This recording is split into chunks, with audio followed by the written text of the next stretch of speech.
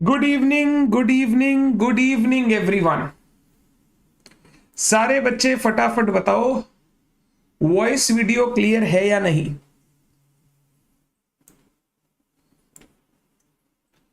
Voice video clear है या नहीं, फटाफट बताओ।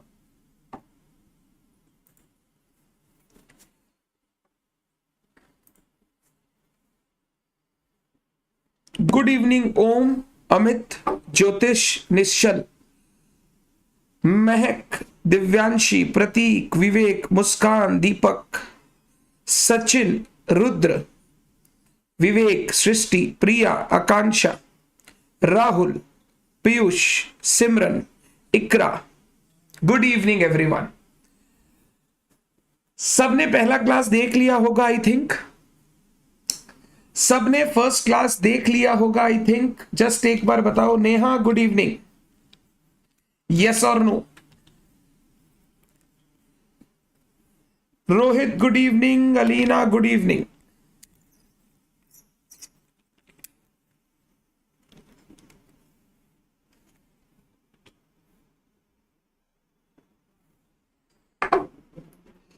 देख लिया आप सबने? Yes, very good, very good. तो चलिए हम लोग अपने बेसिक डिस्कशन को आज आगे बढ़ाते हैं। और आज कंपनी अकाउंट्स के बेसिक का सबसे इंपॉर्टेंट क्लास है, क्योंकि आज मैं जो डिस्कस करने जा रहा हूं वो हम लोग नेक्स्ट 20-25 लेक्चर्स में डिस्कस करते चले जाएंगे जब हम लोग शेयर कैपिटल डिबेंचर्स के बारे में पढ़ेंगे, the first part of our company account syllabus. तो आज का discussion will be very very important. I want you all to participate properly, to understand the discussion properly, so that जब मैं share capital and debenture वाले part में जाऊं, things seem simple to you. Start करें। अभी तक क्या पढ़ा? Harsh good evening, Siddharth good evening. अभी तक क्या पढ़ा? मैं एक बार बेसिक रिवीजन करा रहा हूं। हमने अभी तक पढ़ा कंपनी किसको बोलते हैं। तो आप लोगों ने बिल्कुल सही बोला था, सर कंपनी बिजनेस को ऑर्गेनाइज करने का एक तरीका है। अगर आप एक बिजनेस करना चाहते हो, 2-3-4-5 जन मिलकर बिजनेस करना चाहते हो, तो आप एक कंपनी खोल के बिजनेस कर सकते हो। कंपनी एक आर्टिफिशियल पर्सन है, एक एंटिटी है, legal entity which is formed and registered as per the provisions of the companies act. And इसका सेपरेट लीगल एंटिटी होता है in the eyes of law. It has the feature of limited liability, जहां पर अगर business की liability exceeds the assets of the business, the owners का personal asset is not held liable for it. Owner का personal asset को business की liability पे of करने के लिए यूज नहीं किया जाता है। Along with that, it has features like perpetual succession. Members may come, members may go, but the company goes on forever. Separation of ownership and management, जहां पे ओनर्स होते हैं बिजनेस के कौन? Share holder, but the company is managed by an independent body called board of directors.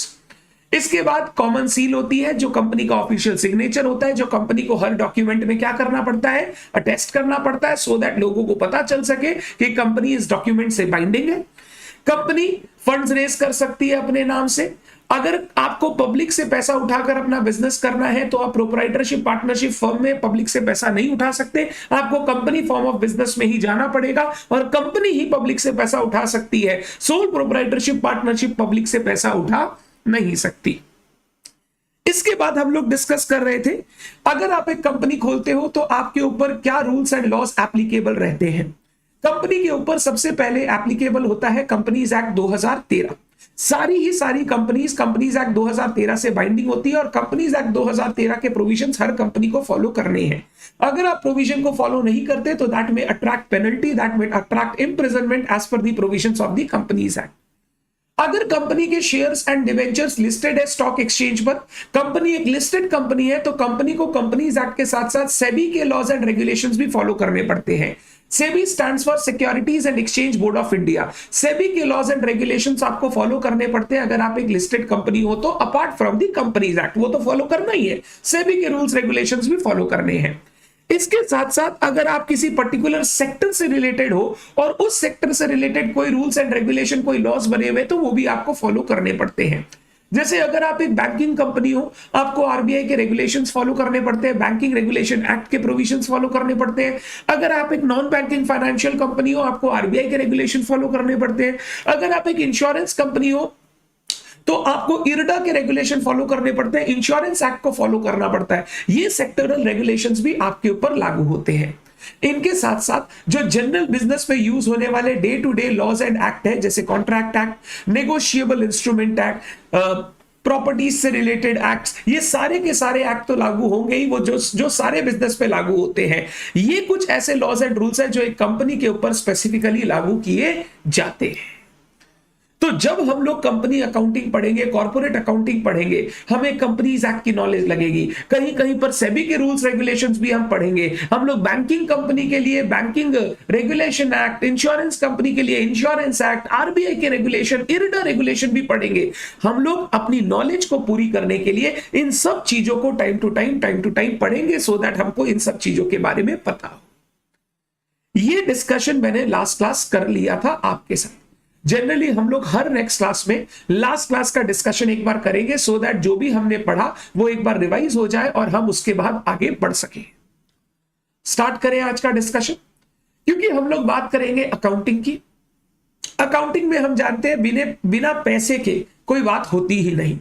तो जब पैसे की बात आती है तो एक क्वेश्चन अराइज करता है, सर एक कंपनी बिजनेस करने के लिए खोली गई है, बिजनेस में सर पैसा का जरूरत पड़ेगा, सर एक कंपनी पैसा कैसे उठा सकती है? What are the sources of finances for a company? एक कंपनी अपने बिजनेस करने के लिए पैसा कहां से किस तरीके से उठाती है? This is very vital, very important. कुछ नए शब्द आएंगे जो एक कंपनी से रिलेटेड है, जो आपने पहले प्रोप्राइटरशिप पार्टनरशिप में नहीं पढ़ रखे हैं। Before I go into this, let's understand basic sources of finances for a business. जैसे अगर मैं मान लो एक बात करूं सोल प्रोप्राइटरशिप की, मान लो अविनाश संचेती का एक बिजनेस है, एक शॉप है अविनाश संचेती की, जहां से अविनाश संचेती स्टेशनरी सेल करता है। नाम है अविनाश संचेती स्टेशनरी शॉप, एकदम simple, Avinash Sancheti stationery shop, जहां से अविनाश संचेती स्टेशनरी बेचता है। और ये एक सोल प्रोप्राइटरशिप फर्म है, यहां सिर्फ एक ही मालिक है, अविनाश। अब अगर अविनाश को पैसा चाहिए अपने बिजनेस में, बिजनेस को चलाने के लिए अविनाश को फंड चाहिए, पैसा चाहिए, ये बिजनेस में पैसा लाने के लिए अविनाश कहां से पैसे ला सकता है? सर सबसे पहला तो हो गया owned capital, owned fund. Avinash अपने घर पे जो उसके पास पैसा पड़ा है, जो उसकी पूंजी पड़ी है, चाहे उसने खुद कमाई हो, चाहे उसके बाप दादा की हो, जो भी अविनाश के घर में पैसा है, वो घर के पैसे को बिजनेस में इंट्रोड्यूस करके बिजनेस में अपने कामकाज को कर सकता है। इसको हम लोग कैपिटल या ओन्ड फंड्स बोलते हैं, कैपिटल या ओन्ड फंड्स। इसको इक्विटी भी बोला जाता है। क्या बोला जाता है? इक्विटी। तो पहला सोर्स हो गया, अविनाश अपने घर से पैसे लाकर अपने बिजनेस में लगा सकता है, which is known as capital, which is known as equity, which is known as owned funds. दूसरा तरीका हो गया, सर अगर अविनाश के पास खुद के पास पैसे नहीं है, बट उसको बिजनेस चलाने के लिए पैसे चाहिए, तो सर वो पैसे आउटसाइडर से ले सकता है, बाहर वालों से पैसे ले सकता है। जैसे लोन ले सकता है सर बैंक से, कोई रिलेटिव से लोन ले सकता है, कोई फ्रेंड से लोन ले सकता है। फिर हमारे जो सप्लायर है, जो हमारे क्रेडिट सप्लायर्स वगैरह है, जो हमें गुड्स वगैरह सर्विसेज वगैरह प्रोवाइड करते हैं, उनसे क्रेडिट पे गुड्स खरीद सकता है, उधार में गुड्स खरीद सकता है। उधार में कोई भी चीज लेना is a type of loan. हाँ, लोन में नॉर्मली हम लोग बोलते हैं इंटरेस्ट होता है, उधार में इंटरेस्ट हो भी सकता है, नहीं भी हो सकता है। एक पीरियड तक बोल दिया इतने तक कोई इंटरेस्ट नहीं, बट लेट करोगे तो इंटरेस्ट लगेगा। बट ये सब पैसा बिजनेस में जुगाड़ने का एक तरीका है। अगर मेरे पास पैसा नहीं है, मेरे को धंधा करना है, तो मैं अपने सप्लायर को बोलूंगा, सप्लायर जी आप मेरे को ना 10,000 पेन दे दीजिए, मैं पैसे आपको 1 महीने बाद दूंगा। 1 महीने के अंदर मैं ये सारे पेन बेचने की कोशिश करूंगा, जो मेरे पास बेच के पैसा आएगा उससे अपने सप्लायर को चुका दूंगा। तो ये भी तो एक तरीका हो गया बिजनेस में फाइनेंस लाने का, बिजनेस में पैसा लाने का, बिजनेस में एसेट्स लाने का, ये भी एक तरीका हो गया। तो ये डिफरेंट तरीके होते हैं जिस तरीके से हम लोग अपने बिजनेस में पैसा लाते हैं। जैसे सोल प्रोप्राइटरशिप में होता है, वैसे सेम पार्टनरशिप में भी होता है। बस पार्टनरशिप में क्योंकि 2 आदमी, 3 आदमी, 4 आदमी हैं, तो वो लोग सब अपने अपने घर से ला सकते हैं, कैपिटल हो गया। अगर उन सबके पास नहीं है तो लोन के रूप में पैसा ला सकते हैं। ये 2 सोर्सेज ऑफ फाइनेंस होते हैं जनरली बिजनेस में। कैपिटल को बोलते हैं owned funds, fund Insiders fund, और हम लोग लोन्स को बोलते हैं आउटसाइडर्स फंड। बाहर वालों से अगर पैसा उठाते हैं, they are known as loan और आउटसाइड फंड्स। तो तो जिस तरीके से एक प्रोप्राइटरशिप पार्टनरशिप अपना बिजनेस करता है, बिजनेस के लिए पैसा इकट्ठा करता है, वैसे ही कंपनी को भी बिजनेस के लिए पैसा चाहिए। अब कंपनी को अगर बिजनेस के लिए पैसा चाहिए तो कंपनी के पास भी दो ऑप्शन है, या तो वो अपने मालिकों से पैसा मांग ले, मालिकों को बोले मालिक लगाइए पैसा, और अगर मालिकों के पास पैसा नहीं है तो बाहर वालों से पैसा मांग ले।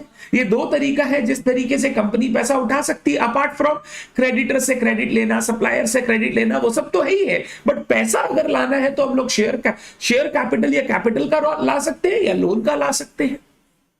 तो अगर मैं सोर्सेज ऑफ फाइनेंसिंग कंपनी के लिए बोलूं, कंपनी के लिए like other business entity there can be two sources of finance. एक हो गया finance in the nature of capital, एक हो गया finance in the nature of loan. अगर कंपनी को पैसा चाहिए in the nature of capital, तो कंपनी जब भी किसी से पैसा लेगी in the form of capital, company को एज अगेंस्ट दैट पैसा सामने वाले को एक रिटन डॉक्यूमेंट या इंस्ट्रूमेंट देना पड़ता है which evidences कि हाँ आपने मेरे को पैसा दिया है in the form of capital। Company को जब भी पैसा कैपिटल के रूप का चाहिए होता है तो कंपनी पता है क्या करती है, शेयर्स इश्यू करती है। अगर कंपनी को पैसा चाहिए in the form of capital तो कंपनीज एक्ट बोलता है कंपनी जब पैसा उठाएगी in the form of capital, company को शेयर्स इश्यू करना पड़ेगा। क्या इश्यू करना पड़ेगा? शेयर्स इश्यू करना पड़ेगा। ये शेयर्स हम लोग सब जानते हैं दो टाइप के हो सकते हैं, दो टाइप के शेयर्स हो सकते हैं। एक हो गया इक्विटी शेयर्स, एक हो गया प्रेफरेंस शेयर्स। अभी सिर्फ नाम मैं चाहता हूं आपको पता हो, क्या होता है इक्विटी शेयर, क्या होता है प्रेफरेंस शेयर, मैं सबके ऊपर आऊंगा। मेरे आगे के डिस्कशन में यही सारी चीजें आपके सामने लेके आऊंगा। तो एक बार के लिए वो डाउट में मत जाना कि सर इक्विटी क्या होता है, प्रेफरेंस क्या होता है। सर नाम पता है बट दर्शन नहीं पता हमको क्या एक्चुअल में होता है। I will deal with it. एक बार धीरे धीरे हम लोग आगे बढ़ते हैं। तो अगर कंपनी को अपने ओनर से पैसा लेना है which is in the form of capital, company एक इंस्ट्रूमेंट इश्यू करती है जिसका नाम होता है शेयर्स। तो जो भी आदमी कंपनी में कैपिटल के रूप में पैसा लगाना चाहता है, कंपनी उसको शेयर इश्यू करती है और उससे पैसा लेती है ताकि वो पैसा से बिजनेस कर सके।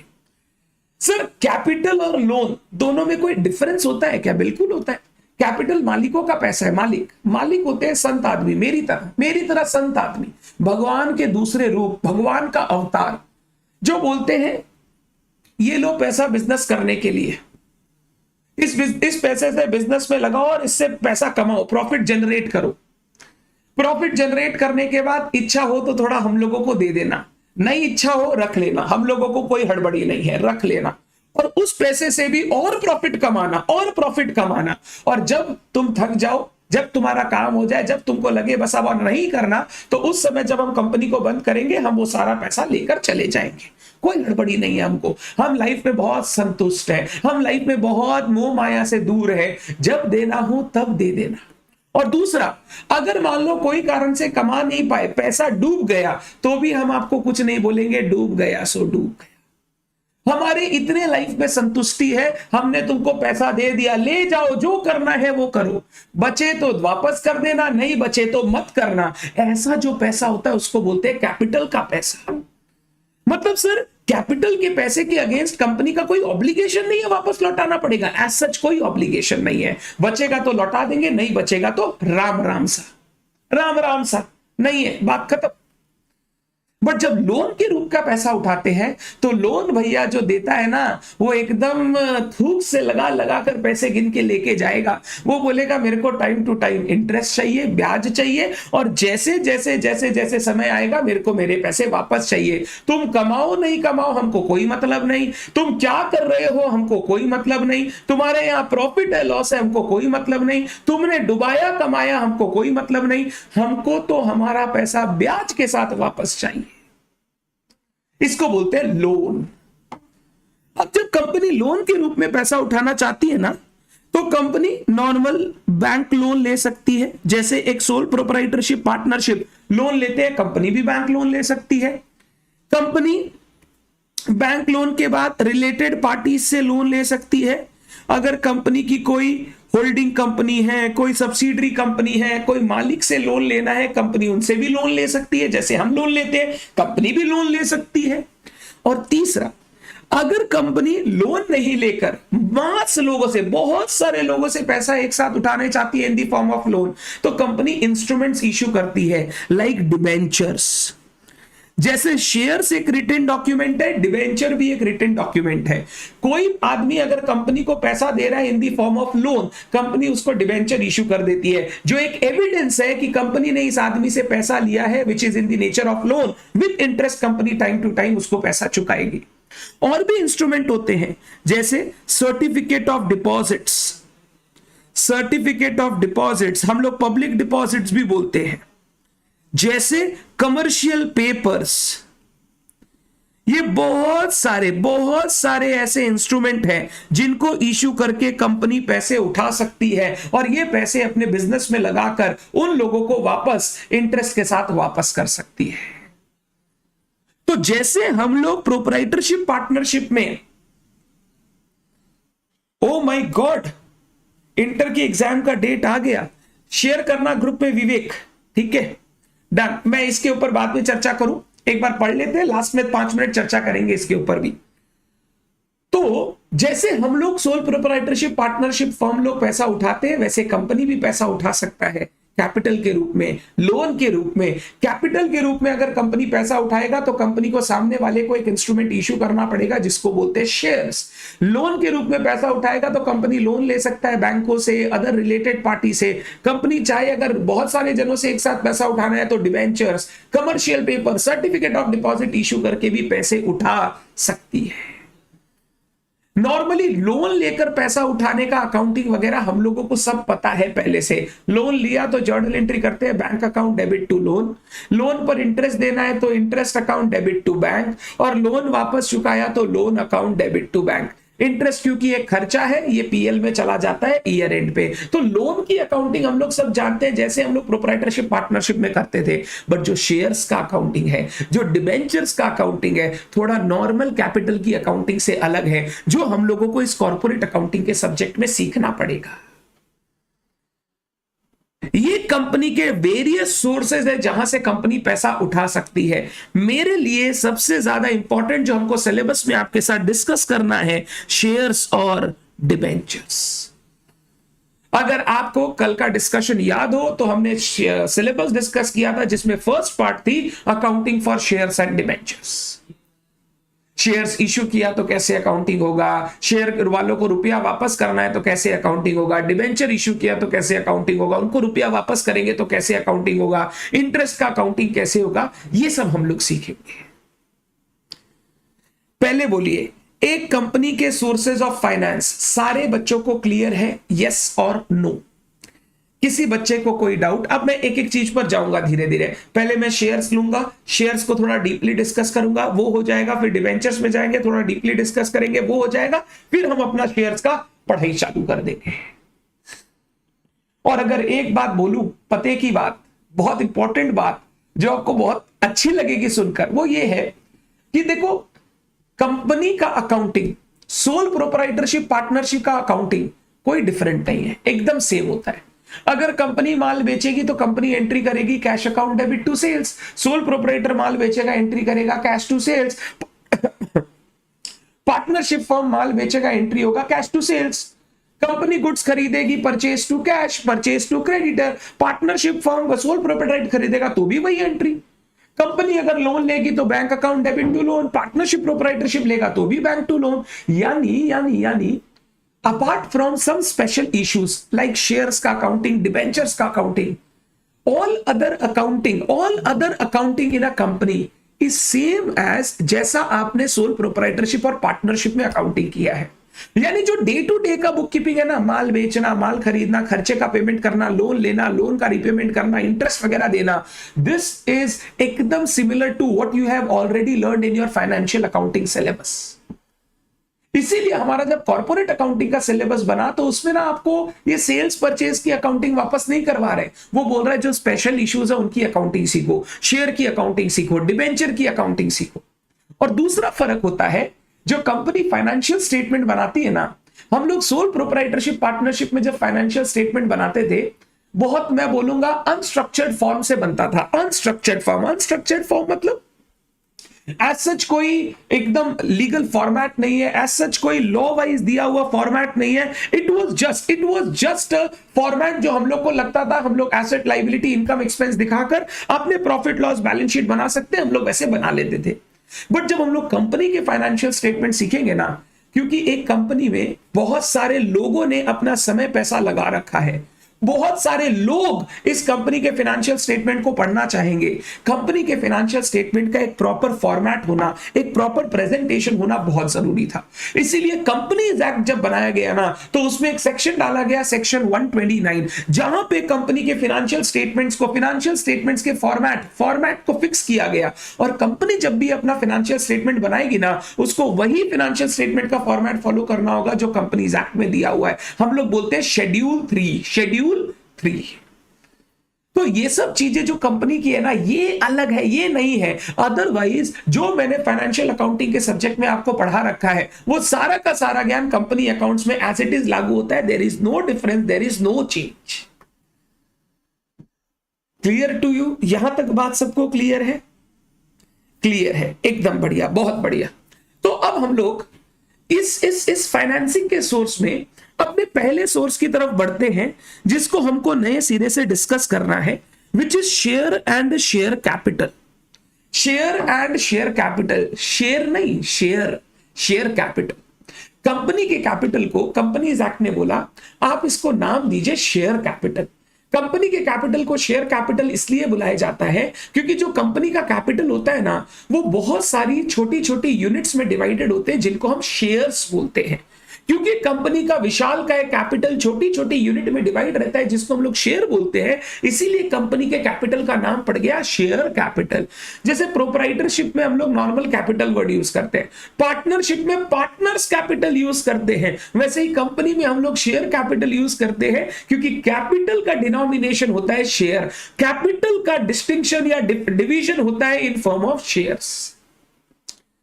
तो जो कंपनी का टोटल कैपिटल है, वो डिवाइडेड रहता है into various small units of a particular denomination, and those small units are known as share, and the capital of the company is known as share capital.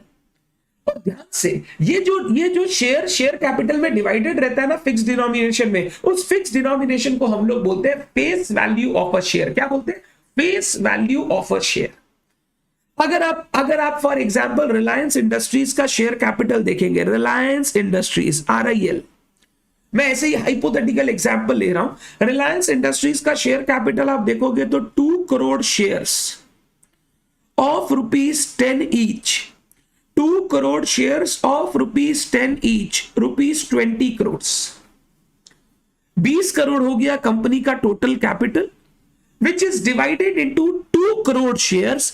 अगर 20 करोड़ का capital 2 crore share में divided रहेगा तो पर share का denomination हो गया ₹10। ये 2 करोड़ हो गया नंबर ऑफ शेयर्स, ये 10 रुपया हो गया फेस वैल्यू, और ये 20 करोड़ हो गया शेयर कैपिटल, ये 20 करोड़ हो गया शेयर कैपिटल। तो कंपनी के कैपिटल को हमने नाम दिया शेयर कैपिटल। शेयर कैपिटल नाम इसलिए पड़ा क्योंकि ये कैपिटल छोटी छोटी यूनिट्स में डिवाइडेड रहता है, जिसको हम लोग बोलते हैं शेयर। और हर शेयर जो कंपनी की टोटल कैपिटल में डिवाइडेड रहेगा, उसको हम लोग बोलेंगे फेस वैल्यू पर शेयर। जिस वैल्यू में शेयर्स कंपनी की कैपिटल में डिवाइडेड रहेंगे, that will be known as face value, nominal value या पार वैल्यू ऑफ शेयर्स। 3 नाम है, face value, nominal value, par value of shares. हम जब भी अकाउंटिंग करेंगे ना शेयर्स का, हमको ये number of shares, face value, इन सब चीजों के बारे में पता होना चाहिए, because this will be important. इनके बिना अकाउंटिंग सही से नहीं कर पाएंगे। तो अगर मैं पढ़ूं, total capital of the company is divided into number of small indivisible units. Indivisible मतलब जो डिवाइड नहीं किया जा सकता। एक शेयर को आप वापस फर्दर डिवाइड नहीं कर सकते हो, that is an indivisible unit. जब ट्रांसफर होगा तो पूरा एक शेयर ट्रांसफर होगा, उस शेयर को तोड़ के ट्रांसफर नहीं किया जा सकता। Of a fixed amount and each such unit is called a share and the capital is known as share capital. The fixed value of share printed on the share certificate is called nominal par या face value of share. Nominal par या face value of share, मैंने बोला ना share एक written instrument होता है, जो written instrument होता है उसको हम लोग बोलते हैं शेयर सर्टिफिकेट। क्या बोलते हैं? Share certificate. उस शेयर सर्टिफिकेट पे शेयर का नंबर रहता है, शेयर का फेस वैल्यू रहता है। वो जो सर्टिफिकेट इश्यू होता है that is known as share certificate. और उस शेयर सर्टिफिकेट में कंपनी को फिक्स वैल्यू बतानी पड़ती है जिसको हम लोग बोलते हैं फेस वैल्यू, पार वैल्यू या नॉमिनल वैल्यू ऑफ शेयर्स। बहुत बच्चे कंफ्यूज रहते हैं कि सर क्या ये फेस वैल्यू एक शेयर का रियल वैल्यू है? शेयर का रियल वैल्यू फेस वैल्यू नहीं होता। रियल वैल्यू तो शेयर का होता है मार्केट वैल्यू, फेयर वैल्यू। ये जो फेस वैल्यू है ना, ये सिर्फ अकाउंटिंग पर्पस के लिए यूज किया जाता है। ये सिर्फ कंपनी अगर डिविडेंड वगैरह के डिस्ट्रीब्यूशन करती है तो उसके लिए यूज किया जाता है। ये कंपनी के शेयर की रियल वैल्यू नहीं है। अगर रिलायंस इंडस्ट्रीज के शेयर की बात करो, शेयर का फेस वैल्यू 10 रुपए का है, बट जब उसके मार्केट में वैल्यू देखोगे, आप एक शेयर खरीदने जाओगे रिलायंस का 2000, 2500, 2500, 2800 रुपए का एक शेयर है। वो 2500, 2800 रुपया which is the market value of share is the worth of a share. वो हो गया वर्थ। अगर आपको शेयर खरीदना है कितने में मिलेगा। और ये जो 10 रुपया का हो गया, ये कंपनी अकाउंटिंग के लिए, डिविडेंड जब कंपनी बांटेगी उसके लिए यूज करती है, जिसको हम लोग फेस वैल्यू बोलते हैं। क्या बोलते हैं? Face value of share. तो फेस वैल्यू ही फेयर वैल्यू हो जरूरी नहीं है, दोनों सेम भी हो सकते हैं बट दोनों अलग भी हो सकते हैं। फेयर वैल्यू हो गया जिस वैल्यू पे एक शेयर ट्रेड कर रहा है मार्केट में, या जिस वैल्यू पर आप एक शेयर को बाय या सेल कर सकते हो, that is known as fair value. But face value हो गया जब एक शेयर इशू किया जाता है, वो टोटल कैपिटल में एक फिक्स्ड अमाउंट में डिवाइडेड रहता है, and that fixed amount is known as face value, par value या nominal value of shares. Face value, par value या नॉमिनल वैल्यू ऑफ शेयर्स। ये सारी चीज शेयर सर्टिफिकेट में आपको दिख जाएगी।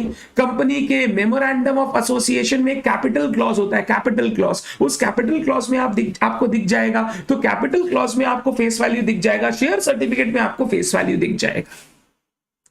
तो सर हम लोग अगर आज रिलायंस का शेयर खरीदते हैं तो क्या रिलायंस हमको ये शेयर सर्टिफिकेट इश्यू करके देगा? आजकल अगर आप लिस्टेड कंपनीज की बात करो, लिस्टेड शेयर्स की बात करो, शेयर सर्टिफिकेट नहीं चलते। जो लिस्टेड कंपनी के शेयर जो मार्केट में ट्रेड होते हैं, दे trade electronically.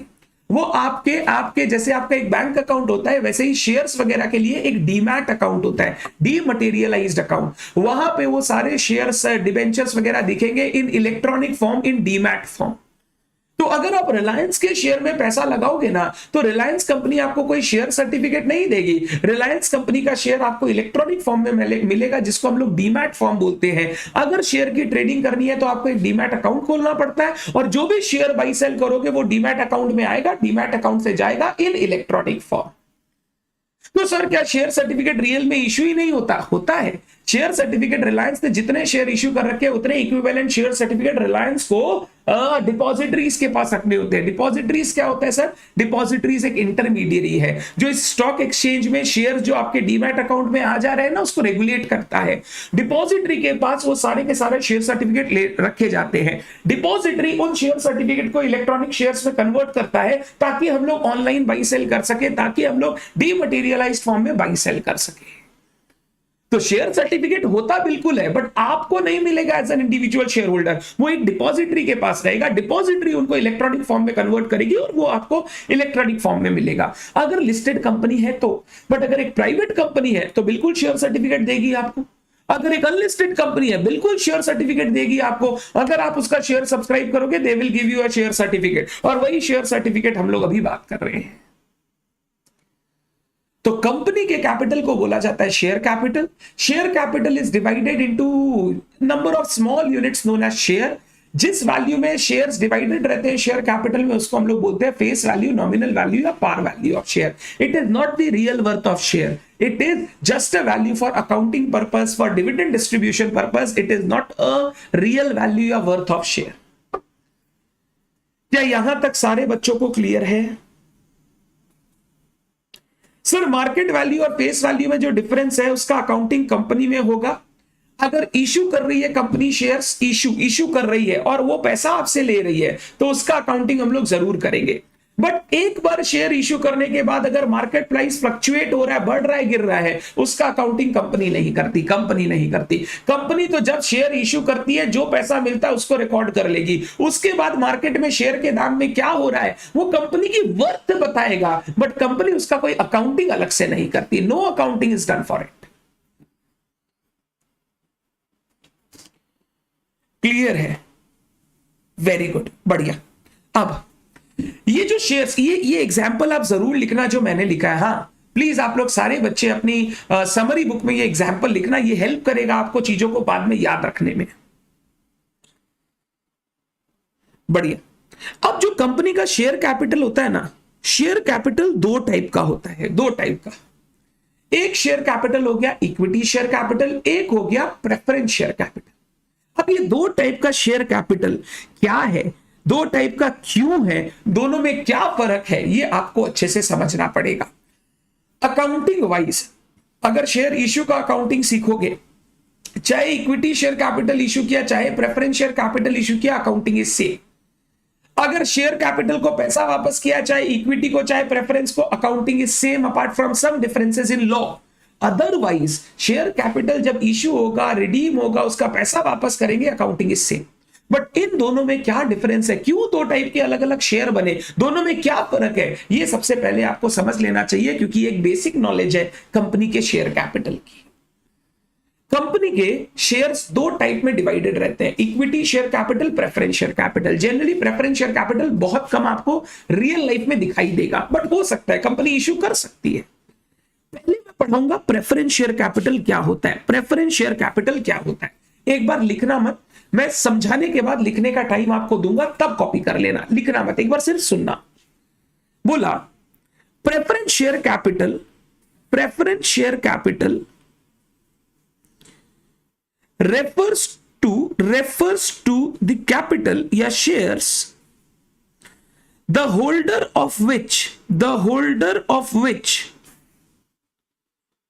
has the following rights या following preferences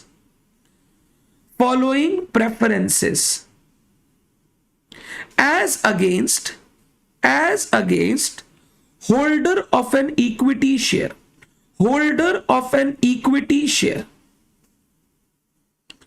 बोला प्रेफरेंस शेयर कैपिटल या प्रेफरेंस शेयर एक ऐसा शेयर है जिसके होल्डर के पास, होल्डर मतलब जिसके पास वो शेयर है, धारक के पास कुछ प्रेफरेंसेस रहेंगी, कुछ राइट्स रहेंगी as compare to the equity share holder, as against that equity share holder. कितनी राइट्स रहती है? ऐसे तो लॉ बोला दो प्रेफरेंशियल राइट्स रहेंगी, दो राइट्स रहेंगी, बट मैं बोलता हूं तीन राइट्स होती हैं। समझा रहा हूं, दो राइट लॉ बोला, मैं एक तीसरा राइट अपने से ऐड करता हूं फॉर क्लियर एक्सप्लेनेशन। पहला राइट बोला, पहला right to receive dividend at a fixed rate out of profits of the company before any dividend to equity shareholders, ये क्या राइट हुआ सर? मान लो कंपनी ने पूरे साल भर काम किया, काम करके साल के एंड में प्रॉफिट निकाला, प्रॉफिट आया 10 करोड़ रुपया। अब ये 10 करोड़ रुपया प्रॉफिट कंपनी अपने मालिकों में थोड़ा सा डिस्ट्रीब्यूट करना चाहती है। कंपनी पूरा प्रॉफिट डिस्ट्रीब्यूट करे, जरूरी नहीं, पूरा करना चाहे तो कर सकती है, मनाही भी नहीं, बट जितना कमाया उसका कुछ पार्ट डिस्ट्रीब्यूट करती है, कुछ पार्ट रख लेती है ताकि फ्यूचर के कामों में उस पैसे को यूज किया जा सके। तो कंपनी प्रॉफिट्स कमाने के बाद उसका कुछ हिस्सा अपने शेयर होल्डर को डिस्ट्रीब्यूट करती है एज डिविडेंड। जो हम लोग प्रोप्राइटरशिप पार्टनरशिप में ड्राइंग्स बोलते हैं ना, ड्राइंग्स कि भैया कमाई किया, थोड़ा थोड़ा पैसा पार्टनर लोग निकाल लिया, प्रोप्राइटर निकाल लिया। कंपनी में शेयर होल्डर ऐसे जाके ड्राइंग्स नहीं कर सकता, कंपनी में ड्राइंग्स पॉसिबल नहीं है। शेयर होल्डर अपनी इच्छा से पैसे नहीं ले सकता, क्योंकि आप शेयर होल्डर है, आपने वादा किया था, पैसा दे दिया, अब तुम्हारा इच्छा हो तब देना, हम तुमको फोर्स नहीं करेंगे, याद करो वो वाला। तो इन दैट केस कंपनी में अगर आपने शेयर खरीद रखा है और कंपनी का प्रॉफिट कमाया, तो आप जाकर मैनेजमेंट को ये नहीं बोलोगे मेरे को इतना रुपया दे दो, अभी मेरे को जरूरत है। ऐसा नहीं होता। कंपनी अपने प्रॉफिट्स को अगर डिस्ट्रीब्यूट करना चाहती है तो वो कंपनी का डिस्क्रिशन है। कंपनी डिसीजन लेती है, वो डिस्ट्रीब्यूट करना चाहती है और डिविडेंड डिक्लेयर करके प्रॉफिट्स अपने शेयर होल्डर को डिस्ट्रीब्यूट करती है। जब कंपनी अपने प्रॉफिट्स डिस्ट्रीब्यूट करेगी ना, पहले वो प्रॉफिट्स प्रेफरेंस शेयर होल्डर्स को डिस्ट्रीब्यूट होगा। यानी प्रॉफिट जब बांटने जाएंगे, पहले किसको बटेगा? प्रेफरेंस शेयर होल्डर को। और प्रेफरेंस शेयर होल्डर को प्रॉफिट बटेगा एक फिक्स रेट पर, जो पहले से बताया हुआ रहता है। 10%, 15%, जो भी प्रेफरेंस शेयर का capital, face value of capital होगा, उस पर 10%, 15%, 8%, जो भी बताया हुआ रहेगा, वो डिविडेंड दिया जाएगा।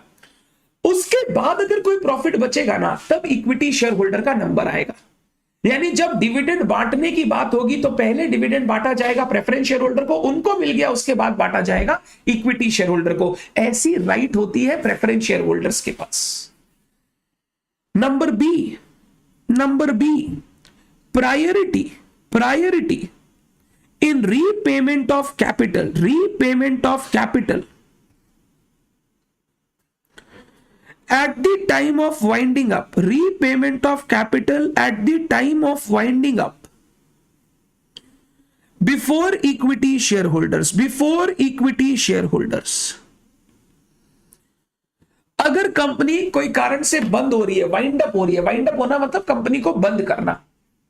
जब कंपनी वाइंड अप होगी तो कंपनी के एसेट्स बेचे जाएंगे, उनसे जो पैसा आएगा, उन पैसे से पहले हम लोग आउटसाइडर्स को चुकाएंगे, लाइबिलिटीज चुकाने के बाद जो पैसा बचेगा वो मालिकों को मिलेगा। मालिकों को जब पैसा बांटा जाएगा ना, पहले पैसा बांटा जाएगा प्रेफरेंस शेयर होल्डर्स को। जब प्रेफरेंस शेयर होल्डर का कैपिटल का पूरा पेमेंट हो जाएगा, फिर बचा कुचा पैसा मिलेगा इक्विटी शेयर होल्डर्स को। सर ये तो आप इक्विटी शेयर होल्डर से सब कुछ छीन लिए सर, एकदम सर उसको अकेला छोड़ दिया सर, सब ले लिया उससे, सब ले लिया। अगर वो सब दे रहा है तो वो छप्पड़ फाड़ के लेगा भी, बात करेंगे उस पर। बट सर आपने बोला प्रॉफिट कमाया तो पहले प्रेफरेंस को बांटो, आपने बोला अगर वाइंडिंग अप हो रहा है पैसा बांटना है तो पहले प्रेफरेंस को बांटो। तो सर हर जगह प्रेफरेंस शेयर होल्डर के पास तो प्रेफरेंशियल राइट है। बिल्कुल आप भी बनो प्रेफरेंस शेयर होल्डर, बात करेंगे अभी इस पर। तीसरा, as per Indian companies act, मैं इंडियन कंपनीज एक्ट की बात कर रहा हूं, they have a fixed maturity, after which the preference shareholders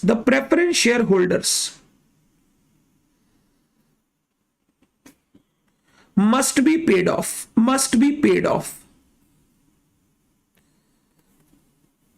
companies act का सेक्शन नंबर 55 सेक्शन 55 बोलता है अगर कोई भी कंपनी प्रेफरेंस शेयर इशू करेगी ना, वो प्रेफरेंस शेयर्स रिडीमेबल होना चाहिए। रिडीमेबल का मतलब होता है उनको उनका पैसा आपको एक स्पेसिफाइड पीरियड के बाद वापस करना पड़ेगा।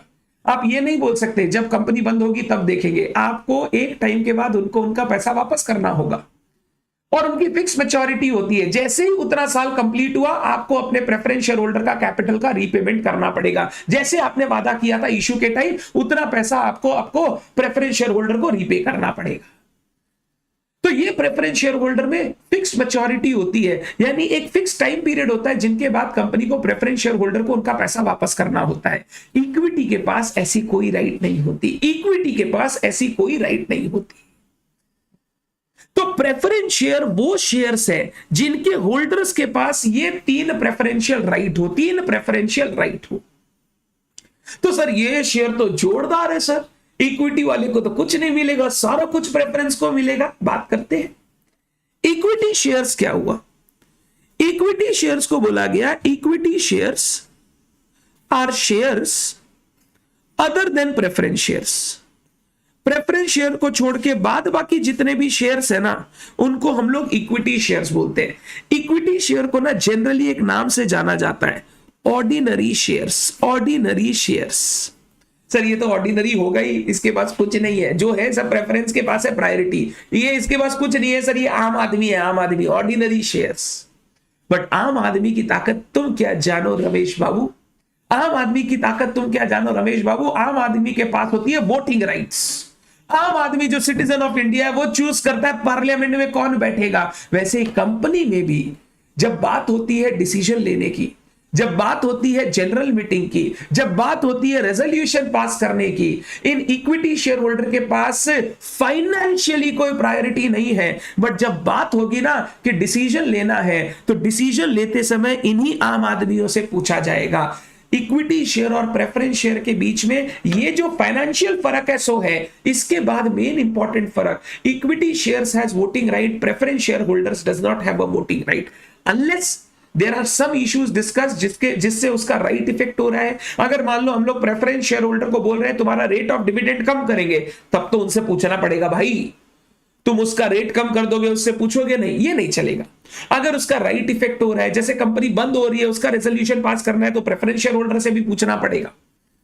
या फिर अगर प्रेफरेंस शेयर होल्डर को आपने 2 साल से ज्यादा कंटिन्यूअसली डिविडेंड नहीं दिया तो फिर उनके पास भी राइट आ जाती है। बट ये राइट इनहेरेंटली नहीं रहती उनके पास। इक्विटी शेयर होल्डर्स के पास इनहेरेंटली ऐसी वोटिंग राइट रहती है। यानी कंपनी में अगर कोई डिसीजन होगा, वो डिसीजन जो होगा ना, वो डिसीजन लेने का जो राइट होगा वो इक्विटी शेयर होल्डर्स के पास होगा। तो equity share holders have voting rights. Preference shareholders does not have voting rights unless some conditions are satisfied. वो conditions बता inherent नहीं होती, वो condition होती है वो होगा तब मिलेगा। अगर वो नहीं हुआ तो preference shareholder के पास कोई dividend right नहीं है, सॉरी voting right नहीं है, पहला। दूसरा, प्रेफरेंस शेयर होल्डर को हम लोग प्रायोरिटी तो दे रहे हैं, डिविडेंड में भी प्रायोरिटी दे रहे हैं, जब रीपेमेंट होगा तब भी प्रायोरिटी दे रहे हैं, बट प्रेफरेंस शेयर होल्डर को मिलेगा उतना ही जितना वादा किया हुआ है। अगर हमने वादा किया है 10% डिविडेंड देने का तो 10% ही डिविडेंड मिलेगा। हमने कैपिटल का पैसा लौटाने का वादा किया है, कैपिटल जितना ही पैसा मिलेगा। अगर कंपनी ने बहुत एक्स्ट्राऑर्डिनरीली प्रॉफिट कमाया, अर्न किया, in that case preference share holder को उस एक्स्ट्रा छप्पड़ फाड़ वाले प्रॉफिट में कुछ नहीं मिलेगा। यानी equity share capital will participate in all the earnings left after the छोटा मोटा dividend paid to the preference share holder. मान लो कंपनी ने करंट ईयर में 100 करोड़ का प्रॉफिट बनाया, प्रेफरेंस शेयर कैपिटल पे डिविडेंड हमने देखा 1 करोड़ रुपया का डिविडेंड उनका है एज पर देयर रेट, तो 100 करोड़ में 1 करोड़ प्रेफरेंस शेयर को देंगे, बचा हुआ 99 करोड़ सारा किसका? सारा इन इक्विटी शेयर होल्डर्स का, सारा इन इक्विटी शेयर कैपिटल वालों का। यानी इनका लोअर साइड भी पूरा खुला हुआ है, अपर साइड भी पूरा खुला हुआ है, रिस्क भी बहुत ज्यादा है बट रिटर्न भी बहुत ज्यादा है। अगर इनको पैसा मिलेगा तो छप्पड़ फाड़ के मिलेगा और नहीं मिलेगा तो धोती फाड़ मिलेगा। तो ये इक्विटी शेयर होल्डर्स होते हैं, ये रिस्क टेकर्स होते हैं। ये बोलते हैं हमने पैसा लगाया है, अब देखते हैं क्या होता है, कमाई हुई तो सारी लेकर जाएंगे, नहीं हुई तो बिना खाली हाथ भी हम आ जाएंगे। ऐसा जज्बा होता है इक्विटी शेयर होल्डर्स में। तो आप अगर देखोगे ना, सीएमए बनने के बाद लोग इन्वेस्टमेंट करते हैं, वो इन्वेस्टमेंट आप देखोगे इक्विटी शेयर्स में करते हैं, क्योंकि प्रेफरेंस शेयर जनरली कंपनी ज्यादा इश्यू करती नहीं, नंबर 1। नंबर 2, वो छोटे मोटे फिक्स रिटर्न से कौन खुश होता है आजकल सबको चाहिए छप्पड़ फाड़ के कमाना, जो हमें इक्विटी शेयर्स में दिखाई देता है, प्रेफरेंस शेयर्स में दिखाई नहीं देता है। तो प्रेफरेंस शेयर्स में कई सारी खूबियां तो है, बट वो खूबी नहीं है जो इक्विटी में है। इक्विटी में 2 खूबियां हैं जिसके कारण लोग इक्विटी शेयर्स खरीदते हैं। नंबर 1, अगर आपको कंपनी में डिसीजन मेकर बनना है, डिसीजन मेकिंग पावर चाहिए, तो आपको इक्विटी शेयर होल्डर होना होगा। नंबर 2, अगर आपको कंपनी के प्रॉफिट्स का मजा उठाना है, कंपनी ने जो छप्पड़ फाड़ के कमाया है उसमें अपना स्टेक लेना है, तो आपको इक्विटी शेयर होल्डर बनना होगा। प्रेफरेंस शेयर होल्डर को वो चीजें नहीं मिलती है, वो सारी सुविधाएं नहीं मिलती है। तो भलाई आम आदमी को तुम कितना ही घसीट लो, पीट लो, बट आम आदमी के पास बहुत पावर है जो किसी को पता नहीं है, but they have it. Equity और प्रेफरेंस क्लियर है क्या आपको? बिल्कुल पीडीएफ शेयर कर दूंगा, बिल्कुल शेयर कर दूंगा, डोंट वरी। लिखा हुआ पीडीएफ भी शेयर कर दूंगा, डन, वो सब डोंट वरी। और इस एप्लीकेशन में ही मैं सब डाल दूंगा, टाइम टू टाइम हर चीज अपडेट हो जाएगी।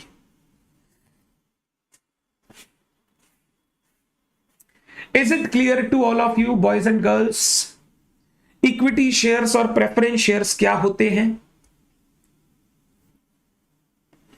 क्रिस्टल क्लियर होना चाहिए भैया। अब इसके बाद कोई तुमसे पूछे और तुम अगर अटक गए, इक्विटी इक्विटी मतलब ये नहीं होना चाहिए। अब तुम इंटरमीडिएट लेवल पास करने वाले हो, फाइनल में जाने वाले हो, कल कॉर्पोरेट में जाने वाले हो, ये बेसिक चीजें हैं जो आपको पता होनी चाहिए, बाय हर्ट पता होनी चाहिए। वैसे इक्विटी शेयर्स ना दो टाइप के होते हैं, मैं बता देता हूं, अपने अकाउंटिंग में काम नहीं आएगा बट दो टाइप के होते हैं। एक ऑर्डिनरी शेयर्स, ऑर्डिनरी शेयर्स, एक होता है differential voting right shares, differential voting right shares, DVRs बोलते हैं, डीवीआरस बोलते हैं, differential voting right shares. Sir ये अब नया पैतरा क्या आ गया सर? ऑर्डिनरी शेयर्स में क्या होता है, ऑर्डिनरी शेयर्स अगर आपके पास है तो हम लोग बोलते हैं एक शेयर अगर आपके पास है मतलब आपके पास एक वोट है। अगर आपके पास 10 लाख शेयर है तो your vote count is equal to 10 lakhs। But कभी कभी कंपनी क्या होती है ना, कंपनी बोलती है कि हम लोगों को इक्विटी शेयर इश्यू करना चाहते हैं, हम इक्विटी शेयर इश्यू करके पैसा उठाना चाहते हैं, बट हम जो अपनी वोटिंग राइट्स है ना, जो हमारे मालिकों के पास है, उस वोटिंग राइट को डाइल्यूट नहीं करेंगे, खराब नहीं करेंगे। तो कंपनीज एक्ट ने कंपनीज को एक सुविधा दी कि आप चाहो तो differential voting right shares issue कर लो। यहां पे आप चाहो तो वोटिंग राइट्स को डिफर कर सकते हो, चेंज कर सकते हो ऑर्डिनरी शेयर से। जैसे वहां पे एक शेयर एक वोट था, यहां पे हम लोग कर सकते हैं 10 शेयर इक्वल टू एक वोट, या 5 शेयर इक्वल टू एक वोट। अगर आप इस तरीके से शेयर इश्यू कर देते हो तो मिनिमम वोटिंग राइट्स डाइल्यूशन के साथ आप शेयर इश्यू करके पैसा उठा सकते हो। एक कॉमन मैन के लिए डिफरेंशियल वोटिंग राइट शेयर बहुत फायदेमंद होता है। क्यों? क्योंकि एक कॉमन मैन कंपनी के जनरल मीटिंग में जाके डिसीजन में पार्टिसिपेट करता ही नहीं, उसके पास टाइम ही नहीं है। वो तो बोलता है शेयर जितना सस्ता मिल जाए और फ्यूचर में जाके जितना ज्यादा मिल जाए पैसा वही अच्छा है, तो वो डिफरेंशियल वोटिंग राइट शेयर खरीद लेता है। क्योंकि यहां पे आपको वोटिंग राइट्स कम मिलती है तो जनरली ये मार्केट में सस्ता ट्रेड करता है और सस्ते दाम में आपको ये कंपनी का इक्विटी शेयर मिल जाएगा, इसीलिए लोग डिफरेंशियल वोटिंग राइट शेयर्स खरीदते हैं। Company like Tata Motors, Tata Motors का डीवीआर है, अगर आप सर्च करोगे Tata Motors share, normal share भी आएगा, Tata Motors DVR, Tata motor DVR भी आएगा। जब आप डीवीआर देखोगे तो डीवीआर का price will be lower than the Tata motor का नॉर्मल शेयर, नॉर्मल शेयर। तो कंपनी के लिए भी एक फायदामंद है और दूसरों के लिए भी ये फायदामंद है। क्यों फायदामंद है? क्योंकि कंपनी को अपनी इक्विटी यानी अपनी वोटिंग राइट को डाइल्यूट नहीं करना पड़ता। वो इक्विटी शेयर इश्यू करके पैसा उठा रही है बट वोटिंग राइट डाइल्यूट नहीं हो रही, और दूसरों को ये सस्ते में मिल जाता है, इसीलिए उनके ये फायदेमंद होता है, उनके लिए फायदेमंद होता है। हमको ये सब चीजें अकाउंट्स में पूछेगा नहीं बट बेसिक नॉलेज के लिए पता होना चाहिए। आपने कंपनी लॉ में भी ये सब चीजें पढ़ी होंगी। डन है बात? मेजॉरिटी टाइम्स जो भी आपके सामने एग्जाम में क्वेश्चन आएगा इक्विटी शेयर्स के ऊपर ज्यादा आएगा। रियल लाइफ में भी आपको सबसे ज्यादा इक्विटी शेयर्स ही दिखाई देंगे, बट आपको दोनों के बारे में पता होना चाहिए, equity shares and preference shares. Clear है सबको? अगर क्लियर है तो ये वाला अच्छे से कॉपी कर लो ना प्लीज, प्लीज अच्छे से इसको लिख लो।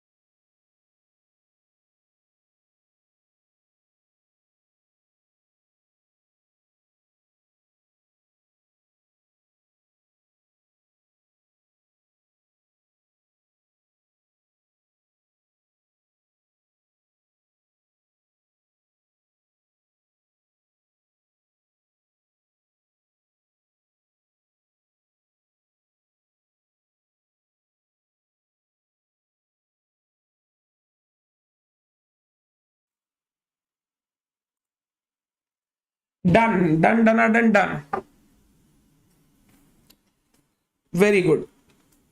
आकांक्षा, आकांक्षा इसको लेता हूं, 2-5 मिनट में मैं इस पर बात करता हूं, डोंट वरी। एक बार मैं थोड़ा सा और शेयर्स के बारे में आपसे बात कर लूं, then I will go into what you want me to discuss.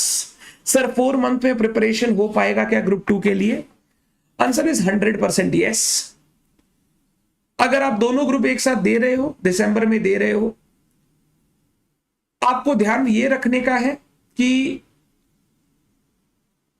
आप ग्रुप 2 की क्लासेस करने के साथ साथ ग्रुप 1 का रिवीजन करते रहिए। ग्रुप 1 का रिवीजन अगर आप साथ साथ करते रहेंगे, ग्रुप 2 कंसीडरेबली ग्रुप 1 से इजी है। अगर आप साथ साथ ग्रुप 1 का रिवीजन करते गए और ग्रुप 2 की क्लासेस करते गए, मैं 100% श्योरिटी के साथ बोल सकता हूं आप एग्जाम दोनों ग्रुप का दे सकते हैं। Don't worry about it. आप सिर्फ क्लासेस रेगुलर रहो, क्लासेस मिस मत करना, इसका बैकलॉग मत होने देना, एंड साथ साथ ग्रुप 1 की पढ़ाई करते चले जाओ। आपका टारगेट होना चाहिए, जो भी बच्चे दोनों ग्रुप देंगे, सुबह आपकी कॉलेजेस वगैरह नहीं है, और अगर है तो आप उसको थोड़ा कम कर दीजिए क्योंकि एग्जाम्स आर कमिंग क्लोज। सुबह 6 बजे से 10 बजे के टाइम में, या एक टाइम सुबह या शाम कोई भी बांध लो, जिस टाइम आप फुल्ली ग्रुप 1 को डेडिकेट करोगे फॉर रिवीजन ऑफ सब्जेक्ट। और मैं बोलूंगा एक थ्योरी एक प्रैक्टिकल सब्जेक्ट को लेकर आप अपना रिवीजन चालू कीजिए। फाइनेंशियल अकाउंटिंग लॉ, या आईडीटी फाइनेंशियल अकाउंटिंग, या आईडीटी कॉस्टिंग, जो भी आपको लगता है, आप एक थ्योरी एक प्रैक्टिकल के साथ रिवीजन करो। 4 घंटे का टाइम दो, बाद बाकी टाइम में आप अपनी ग्रुप 2 की क्लासेस अलॉन्ग विथ होमवर्क्स वगैरह करते चले जाइए। अब आपको 12 से 14 घंटे की पढ़ाई का शेड्यूल बनाना पड़ेगा क्योंकि अब एग्जाम नियर है। सो प्लीज डू इट, आपका आराम से हो जाएगा, but you have to put efforts.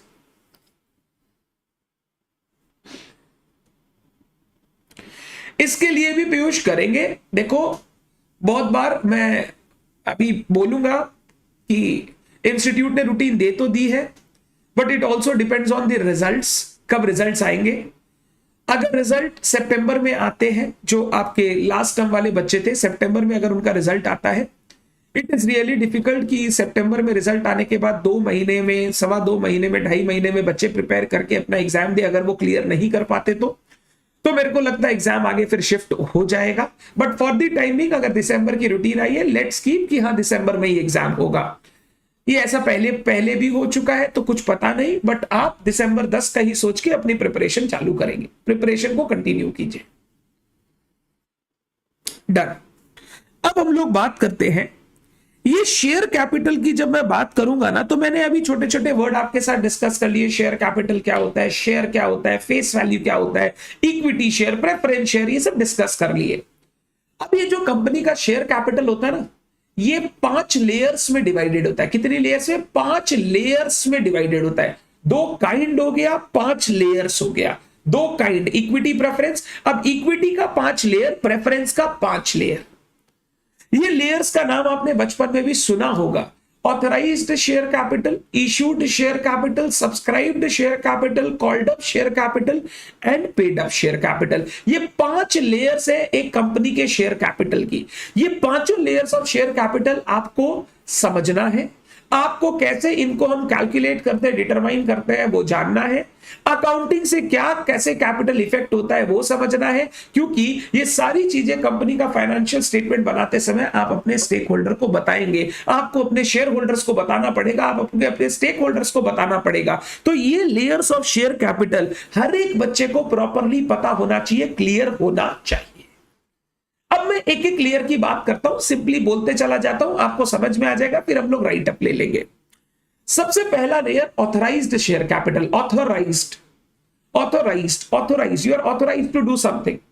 Authorised share capital ना कंपनी का मैक्सिमम शेयर कैपिटल है। मैक्सिमम शेयर कैपिटल कंपनी जब भी रजिस्टर की जाती है ना, रजिस्टर, उस समय कंपनी का एक एमओए बनता है, memorandum of association. Memorandum of association में कैपिटल क्लॉज होता है, कैपिटल क्लॉज, जहां पे कंपनी को बताना पड़ता है कि आप कितना मैक्सिमम शेयर्स इश्यू करेंगे, कितना मैक्सिमम कैपिटल आप रेज करेंगे through out your life time, ये जो मैक्सिमम कैपिटल कंपनी अपना फिक्स करती है ना, maximum number of shares company fix करती है, इसको हम लोग ऑथराइज्ड शेयर कैपिटल बोलते हैं। ऐसा नहीं है एक बार फिक्स कर दिया तो बाद में चेंज नहीं कर सकते, चेंज अलाउड है, हम लोग उसको ऑल्टरेशन ऑफ शेयर कैपिटल बोलते हैं। सेक्शन 61 ऑफ कंपनीज एक्ट बोलता है you can alter your authorised share capital, there is no problem. But company के मेमोरेंडम ऑफ एसोसिएशन में जो मैक्सिमम नंबर ऑफ शेयर्स लिखा रहता है, मैक्सिमम कैपिटल लिखा रहता है, that is known as authorised share capital. और कोई भी कंपनी ऑथराइज्ड शेयर कैपिटल से ज्यादा शेयर्स कभी भी इश्यू नहीं कर सकती। अगर आपको शेयर इश्यू करना है, मान लो मेरी एक कंपनी है, उस कंपनी का ऑथराइज्ड शेयर कैपिटल है, ऑथराइज्ड शेयर कैपिटल है 50 lakh equity shares of ₹10 each, 50 lakh equity share of ₹10 each, 5 crore रुपए का ऑथराइज शेयर कैपिटल है। मतलब मैं मैक्सिमम 50 लाख शेयर इश्यू कर सकता हूं at any point of time. अगर मान लो ऑलरेडी हमने 20 लाख शेयर इश्यू कर रखे हैं और अब हम नया शेयर इश्यू लाना चाहते हैं, हम मैक्सिमम 30 लाख शेयर ही इश्यू कर पाएंगे, क्योंकि टोटल इश्यूड शेयर कैपिटल या total issued shares can never exceed the shares authorised in your memorandum of association, authorised in your memorandum of association. अगर आप इससे ज्यादा करना चाहते हो, पहले आप अपने मेमोरेंडम ऑफ एसोसिएशन को ऑल्टर करो, ऑथराइज शेयर कैपिटल को बढ़ाओ, आरओसी रजिस्ट्रार ऑफ कंपनीज को बताओ, एंड उसके बढ़ने के बाद फिर आप ज्यादा शेयर इश्यू कर सकते हो, अदरवाइज उससे ज्यादा शेयर इश्यूड करना अलाउड नहीं है। तो the maximum capital of the company, the maximum number of shares which a company can issue, that is known as authorized share capital। ये authorized share capital memorandum of association के capital clause में लिखा रहता है और वहां पे आपको पता चलेगा कंपनी मैक्सिमम कितना शेयर्स ऑफर कर सकती है फॉर इश्यू। इससे ज्यादा शेयर कंपनी कभी इश्यू नहीं कर सकती है, मैक्सिमम नंबर ऑफ शेयर्स। इस ऑथराइज शेयर कैपिटल को हम लोग नॉमिनल कैपिटल भी बोलते हैं, नॉमिनल कैपिटल, ये नॉमिनल कैपिटल के नाम से भी जाना जाता है। अब ये ऑथराइज्ड हो गया मैक्सिमम नंबर ऑफ शेयर जो कंपनी इश्यू कर सकती है, उसमें जितने शेयर्स अभी तक कंपनी ने ऑफर कर रखे हैं, इश्यू कर रखे हैं, उसको हम लोग बोलते हैं इश्यूड शेयर कैपिटल। मान लो 50 लाख शेयर का कंपनी का ऑथराइज्ड कैपिटल है, कंपनी अभी 20 लाख शेयर ऑफर कर रही है इश्यू करने के लिए, अभी तक कोई इश्यूड नहीं है, अभी 20 लाख शेयर ऑफर कर रही है इश्यू करने के लिए। ये 20 लाख शेयर जो ऑफर कर रही है इश्यू करने के लिए, this 20 lakh shares is known as issued share capital, issued share capital. तो ऑथराइज्ड के अंदर से जितने शेयर्स आपने ऑफर कर रखा है for issue, that is known as issued share capital. अगर मैं कैपिटल कैलकुलेट करूं, 20 लाख शेयर 10 रुपया वाला 2 करोड़ रुपए का हमारा इश्यूड शेयर कैपिटल हो गया, इश्यूड शेयर कैपिटल हो गया। तो कंपनी ने लोगों को ऑफर किया कि भैया हम शेयर इश्यू करना चाहते हैं, जो जो खरीदना चाहता है खरीद लो। अब जो जो खरीदना चाहता है वो कंपनी को सब्सक्रिप्शन देगा। जितने शेयर इस इश्यूड शेयर कैपिटल के अंदर से लोगों ने सब्सक्राइब कर लिए, खरीद लिए, लोगों को हम दे रहे हैं, देंगे, उसको हम लोग बोलते हैं सब्सक्राइब्ड शेयर कैपिटल। मान लो हमने 20 लाख शेयर ऑफर किया था इश्यू करने के लिए, लोगों ने 20 लाख शेयर सब्सक्राइब कर लिया, 20 लाख शेयर सब्सक्राइब कर लिया, तो 20 लाख शेयर ऑफ ₹10 पर शेयर मेरा सब्सक्राइब्ड शेयर कैपिटल हो जाएगा 2 करोड़ रुपए का, 2 करोड़ रुपए का। जो मैक्सिमम नंबर ऑफ शेयर हम इश्यू कर सकते हैं ऑथराइज्ड कैपिटल, उस ऑथराइज्ड कैपिटल के अंदर जितने शेयर हमने ऑफर कर दिए for issue, issued share capital, उस इश्यूड कैपिटल के अंदर से जितना लोगों ने सब्सक्राइब कर लिया है, that is known as subscribed share capital, subscribed share capital. Subscribed share capital कभी भी इश्यूड कैपिटल से ज्यादा नहीं हो सकता। मान ले कंपनी ने ऑफर किया 20 लाख शेयर हम इश्यू करेंगे, लोगों ने सब्सक्राइब कर लिया 25 लाख, कंपनी 20 लाख ही इश्यू कर सकती है, क्योंकि ऑफर कंपनी ने उतना किया था, उससे ज्यादा कंपनी इश्यू नहीं कर सकती। तो maximum subscribe capital 20 lakh share का ही होगा, जितना कंपनी ने ऑफर किया था फॉर इश्यू, ऑफर किया था फॉर इश्यू। सर मान लो लोगों ने 19 लाख सब्सक्राइब किए, तो मेरा subscribe share capital 19 lakh shares of ₹10 each, 1 crore 90 lakh हो जाएगा। तो मैक्सिमम कैपिटल ऑथराइज्ड, उसमें से जितने कंपनी ने ऑफर किए फॉर इश्यू, इश्यूड, उसमें जितने लोगों ने सब्सक्राइब कर लिए, that is known as subscribed share capital, subscribed share capital. अब लोगों ने अगर शेयर सब्सक्राइब किए हैं तो उनको कंपनी को पैसा भी देना होगा। कंपनी चाहे तो सारा का सारा पैसा एक बार में ही मांग सकती है फर्स्ट एप्लीकेशन करते समय कि भैया अभी के अभी सारा पैसा दे दो, हम आपको शेयर दे रहे हैं। या फिर कंपनी धीरे धीरे भी पैसा मंगवा सकती है।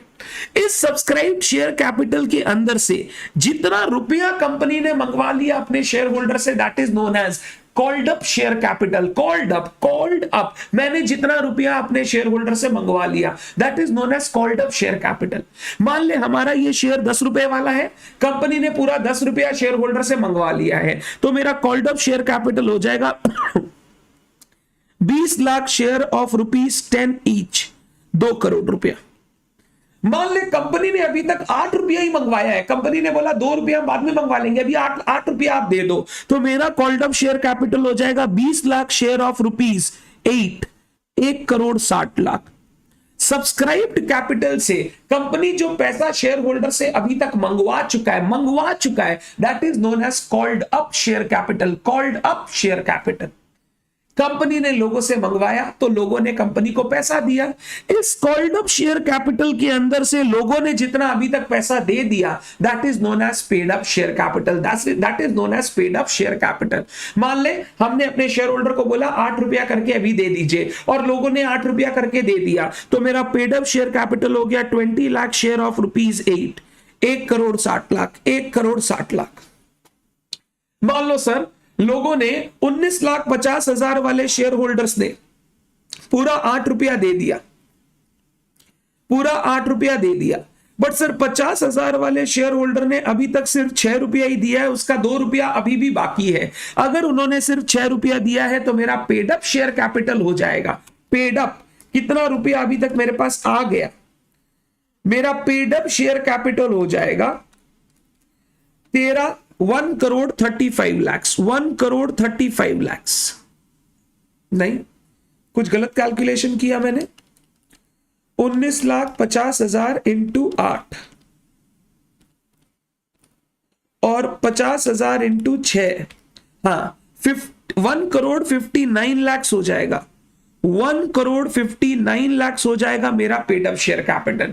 सर ये जो लोग 50,000 शेयर पे अभी तक 2 रुपया नहीं दिया, उनका क्या? ये जो 2 रुपया अभी तक नहीं दिया, 50,000 इंटू 2, जो अभी तक ये डिफॉल्ट कर रखा है, इस 2 रुपया इंटू 50 यानी 1 लाख रुपए को हम लोग बोलते हैं calls in arrear. Calls in arrear, calls in arrear, ये सब चीजों के बारे में हम लोग शेयर कैपिटल के चैप्टर में बहुत डीपली पढ़ेंगे, बट अभी समझाने के लिए, कंपनी ने शेयर होल्डर से पैसा मंगवाया, शेयर होल्डर कंपनी को पैसा दे रहा है। सर कंपनी कितना भी मंगवा सकता है? नहीं, जिस प्राइस पे शेयर इशू किया था मैक्सिमम उतना ही मंगवा सकता, उससे ज्यादा नहीं मंगवा सकता। तो कंपनी ने शेयर होल्डर को शेयर्स दिया, शेयर होल्डर से पैसा मंगाना शुरू किया। अब जितना मंगवाया है कंपनी ने अभी तक मंगवाया है, that is called up capital, और उस मंगवाए हुए पैसे में शेयर होल्डर ने जितना अभी तक पेमेंट कर दिया, that is known as paid up share capital. और अगर कोई शेयर होल्डर ने कुछ पोर्शन पैसा अभी तक नहीं दिया है मंगवाने के बाद भी, उसको हम लोग बोलते हैं calls in arrear. Calls in arrear. अगर मैं पेड अप शेयर कैपिटल को लिखूं, मैं ऐसे भी लिख सकता हूं, कॉल्ड अप शेयर कैपिटल मतलब अभी तक हमने जितना मंगवाया है माइनस कॉल्स इन एरियर, उसमें से कुछ लोगों ने अगर कुछ रुपया नहीं दिया है तो बैलेंस जो बचा वो पेड अप शेयर कैपिटल है, जो लोगों ने पैसा दे दिया, जो लोगों ने पैसा दे दिया। तो कॉल्ड अप शेयर कैपिटल से अगर कॉल्स इन एरियर माइनस कर देंगे तो उसको हम लोग बोलते हैं paid up share capital. Paid up share capital. हम लोग जब अकाउंटिंग करेंगे ना, ये सारे वर्ड्स वगैरह हमारे सामने आएंगे। हम जब कंपनी की बैलेंस शीट वगैरह बनाएंगे ना, ये सारे वर्ड्स हमारे सामने आएंगे। इसीलिए बेसिक्स में ही बोल दे रहा हूं क्या होता है authorised, issued, subscribed, called up, paid up, ताकि उस समय जाके आपको प्रॉब्लम ना हो। तो अविनाश संचेती प्राइवेट लिमिटेड एक कंपनी है। कंपनी हमने चालू की, 50 लाख शेयर 10 रुपए वाले, ये हमने अपने ऑथराइज शेयर कैपिटल बनवाया, मेमोरेंडम में लिखवाया और कंपनी को चालू किया। ये हो गया authorise share capital, maximum share जो कंपनी इशू कर सकती है। इसमें से कंपनी ने 20 लाख शेयर इशू किया है, इशू किया फॉर सब्सक्रिप्शन। ये 20 लाख शेयर जो इशू किया for subscription, that is known as issued share capital. इस 20 लाख में, इस 20 लाख शेयर में लोगों ने 19 लाख शेयर सब्सक्राइब कर लिया। ये 19 लाख शेयर जो लोगों ने सब्सक्राइब किया, इसको हम लोग बोलते हैं सब्सक्राइब्ड शेयर कैपिटल।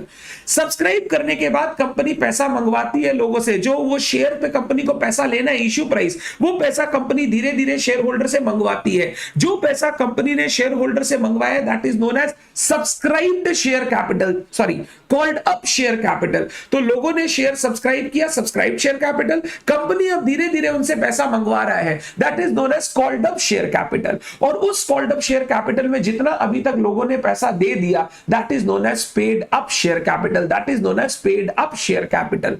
तो अगर total called up share capital से जो पैसा नहीं दिया वो माइनस कर दो, तो निकल जाएगा पेड अप शेयर कैपिटल, निकल जाएगा paid up share capital. Sir अगर कुछ लोगों ने बिना मंगवाई पैसा एडवांस पे दे दिया, तो उसको बोलते हैं कॉल्स इन एडवांस। वो अभी यहां पे नहीं आएगा, क्योंकि कंपनी अगर मंगवाया ही नहीं तो वो कॉल्ड अप कैपिटल का पार्ट नहीं है, और अगर कॉल्ड अप कैपिटल का पार्ट नहीं है तो वो पेड अप शेयर कैपिटल का पार्ट भी नहीं हो सकता।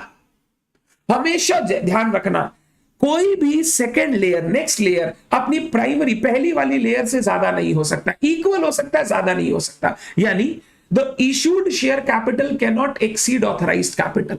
इक्वल हो सकता है but can not exceed. The subscribed share capital can not exceed issued share capital. The called up share capital cannot exceed subscribed share capital. The paid up share capital cannot exceed called up share capital. कभी नहीं करेगा वो, हमेशा ऊपर वाला layer बड़ा रहेगा और नीचे वाला लेयर इक्वल या उससे छोटा रहेगा। क्या ये आपको समझ में आया? ये 5 लेयर्स। सर बैलेंस शीट में हम लोग कौन सा कैपिटल दिखाते हैं? बैलेंस शीट में हम लोग दिखाते हैं हमको अभी तक मालिक से कितना रुपया मिला, मालिक से कितना रुपया मिला, that is known as paid up share capital. तो बैलेंस शीट में जो फिगर आता है, फिगर, वो पेड अप शेयर कैपिटल का आता है। बट हम लोग को नोट्स में सारे ही कैपिटल का हमको डिस्क्लोजर करना पड़ता है, ऑथराइज कितना है, सब्सक्राइब कितना है, सब डिस्क्लोज करना पड़ता है। बट जो बैलेंस शीट का फिगर आएगा वो पेड अप शेयर कैपिटल, हमने कैपिटल या शेयर होल्डर से कितना रुपया अभी तक लिया है, that is paid up share capital.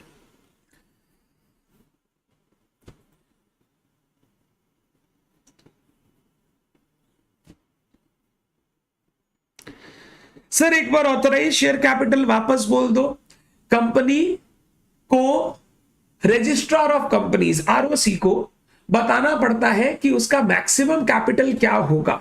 Maximum capital यानी during its life time maximum shares वो कितना इश्यू करेगी और मैक्सिमम कैपिटल कितना हो सकता है।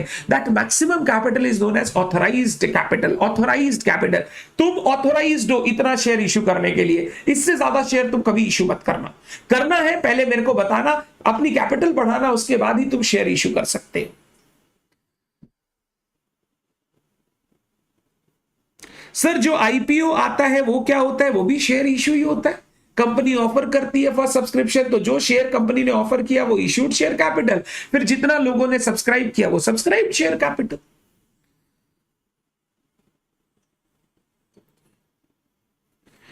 क्लियर है? बिल्कुल। अगर क्लियर है तो प्लीज आप मेरे साथ लिखें, आप मेरे साथ लिखें एक एक करके। Authorise share capital, it is the maximum share capital of a company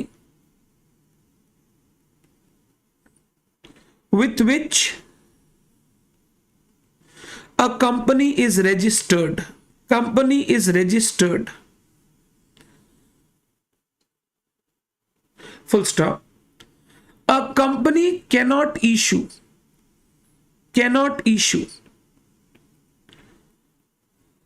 any share exceeding its authorized share capital. Exceeding its authorized share capital. एक बार उस लिमिट तक आपने शेयर इश्यू कर दिया, उसके बाद कोई फर्दर इश्यू पॉसिबल नहीं है जब तक आप अपनी ऑथराइज्ड कैपिटल को बढ़ा ना लो। Full stop. It is also known as nominal या registered share capital, also known as nominal या registered share capital, and is mentioned mentioned in capital clause of memorandum of association. मैं short में MOA लिख रहा हूं, I hope you understand. If you don't, आप please लिखो memorandum of association, please लिखो.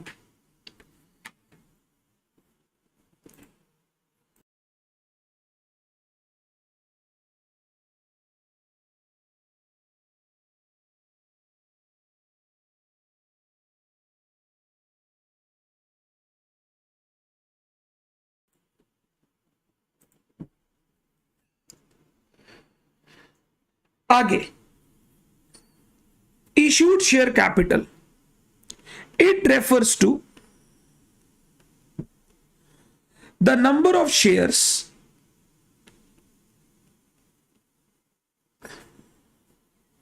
offered by a company till date for subscription. Offered by a company till date for subscription. Full stop. It cannot exceed authorized capital. It cannot exceed authorized share capital. It cannot exceed authorized share capital. ये authorized share capital को exceed नहीं कर सकता.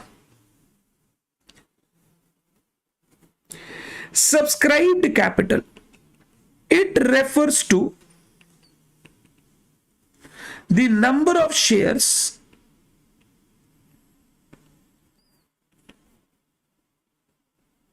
subscribed by investors out of issued shares. Number of shares subscribed by investors out of issued shares. Called up capital, the issue price of shares subscribed is called up by the company for payment. Full stop. The amount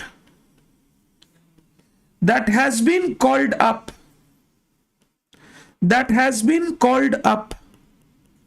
till date is known as called up share capital.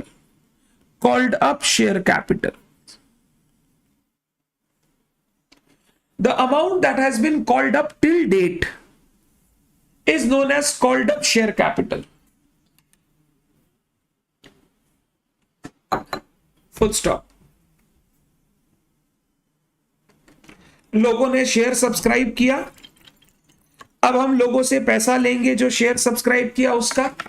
जितना अभी तक हमने लोगों से पैसा मांग लिया है, कॉल कर लिया है, that is known as called up share capital.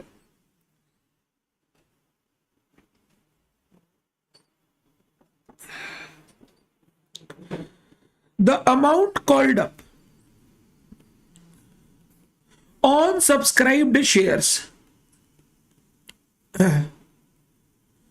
is to be paid by shareholders. The amount paid up by shareholders till date is known as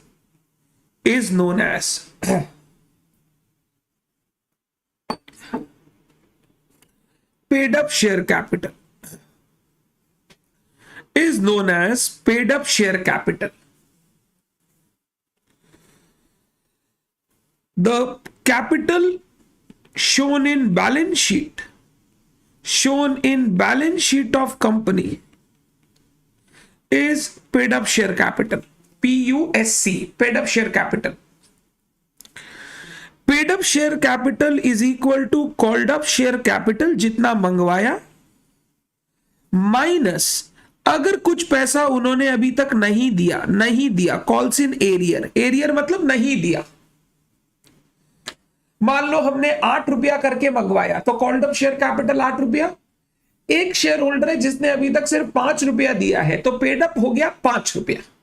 अब 8 रुपया -3 जो वो नहीं दिया इक्वल टू 5, ऐसे सोच लो, या 5 रुपया वो दे दिया ऐसे सोच लो। तो जितना रुपया वो अभी तक दे दिया कॉल्ड अप शेयर कैपिटल का, उसको हम लोग बोलते हैं paid up share capital, paid up share capital.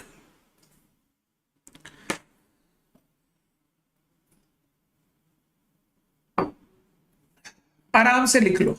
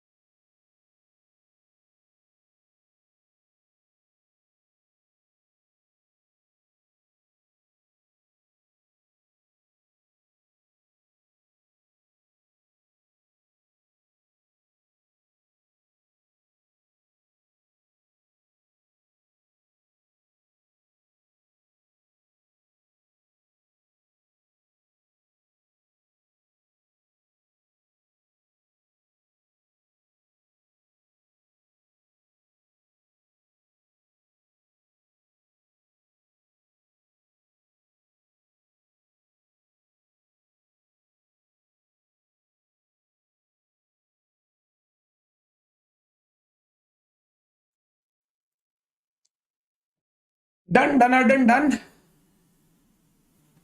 अब लेट्स टेक एन एग्जाम्पल। ये जो मैंने 5 पॉइंट पढ़ाए ना, मैं इसका एक एग्जाम्पल लेना चाहता हूं सो दैट ये 5 पॉइंट आपको हमेशा क्लियर रहे। आप यहां लिख लो refer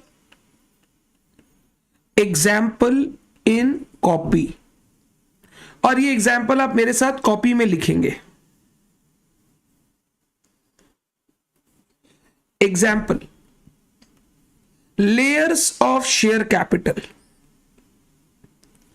layers of share capital,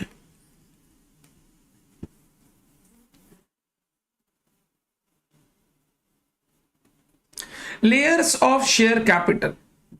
Akanksha, I'll surely आज आपका रूटीन आया, I'll make a detailed discussion video on it, don't worry, don't panic। हाँ, let's study, let's not divert। Class में मेरे को पढ़ाने दो, वो सब वीडियो जरूर मैं दूंगा आपको हेल्प करने के लिए, so that you can clear your exams well, but please don't panic, please don't panic.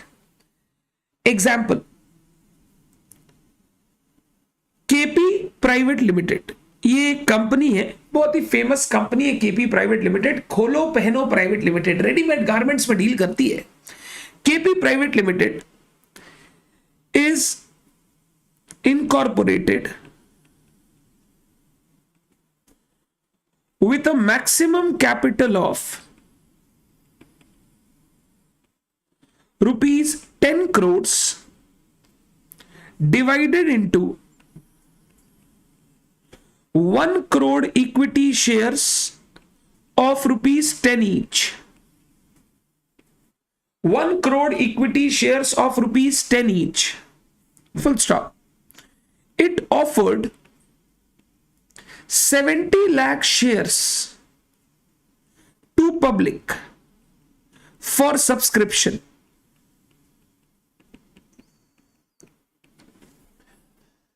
For subscription, full stop. ये हमारी अनोखी अनोखी कंपनियों के नाम होते हैं। For subscription, full stop. The investors subscribed for 68 lakh equity shares, full stop. On the balance sheet date, yeah, till the balance sheet date, the company has called up rupees 7 per share, and the amount has been paid up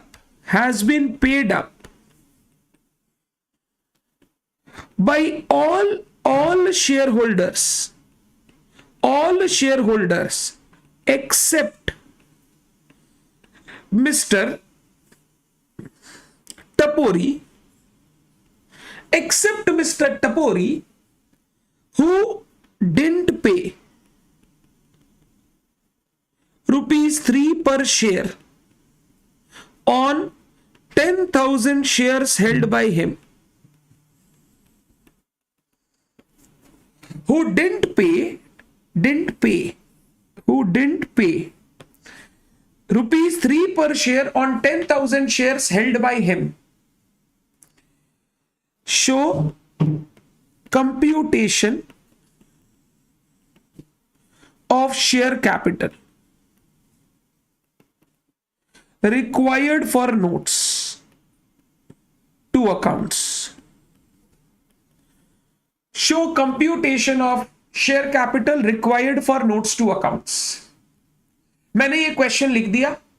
मैं जानता हूं आप चाहते हैं मेरे से कि sir हमें 2 मिनट का समय दो, हम करके दिखाएंगे। बिल्कुल, मैं 2 मिनट का समय दूंगा, आपको ये करना है और फटाफट मेरे को चैट बॉक्स में आंसर बताना है। जो बच्चे रिकॉर्डेड क्लासेस कर रहे हैं, आपको पीछे नहीं रहना है, आपको भी ट्राई करना है करने का। एंड अगर आप कर लेते हो, फिर मेरा साथ आंसर चेक करना, राइट हुआ, be confident, you are doing well. करो।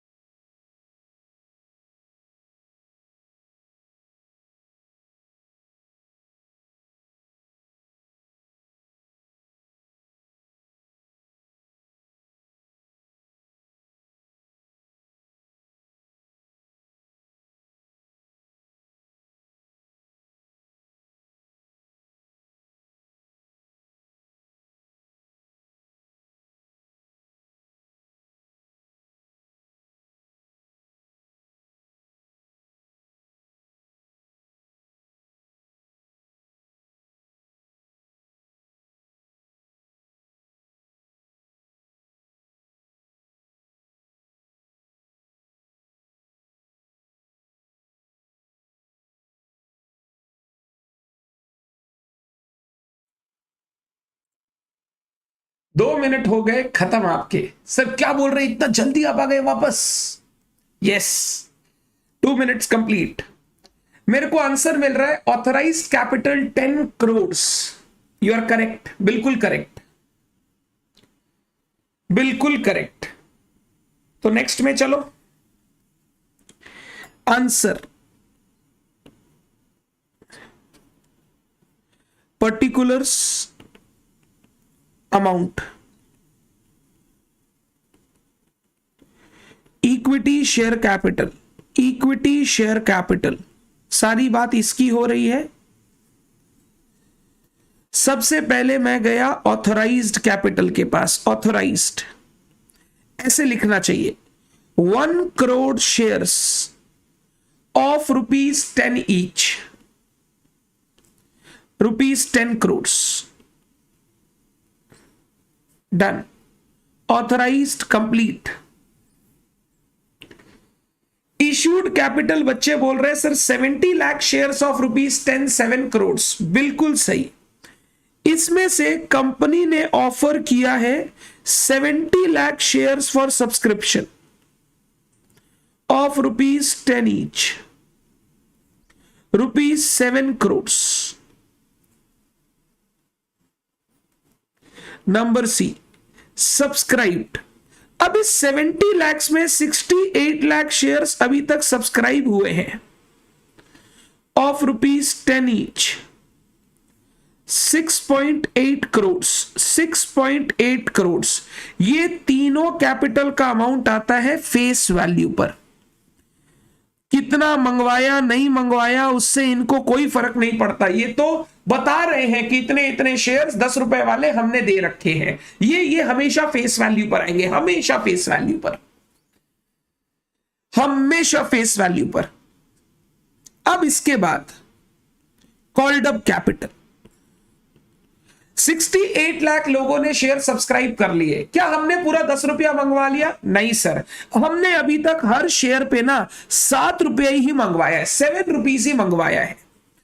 हम लोग इसको पार्टली कॉल्ड अप बोलते हैं। 68 lakh shares of ₹10 each, ₹7 called up, हम लोग बोलते हैं partly called up, partly called up. 68 lakh into 7, 4 crore 76 lakh, 4 crore 76 lakh. Very good महक, बहुत बढ़िया।